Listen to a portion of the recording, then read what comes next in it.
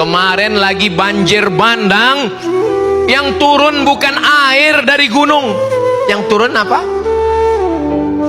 Kayu. Allah tidak pernah menurunkan kayu, Allah menurunkan air. Dari air tumbuh kayu. Kayu hidup nggak mungkin hanyut.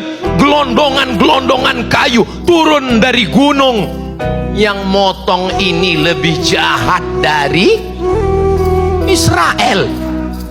Makanya saya seumur-umur belum pernah sholat istisqa.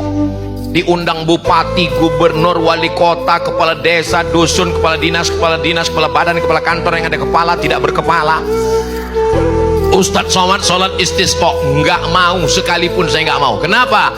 Karena kita berdoa minta hujan, ternyata yang bakar hutan ikut sholat istisqa.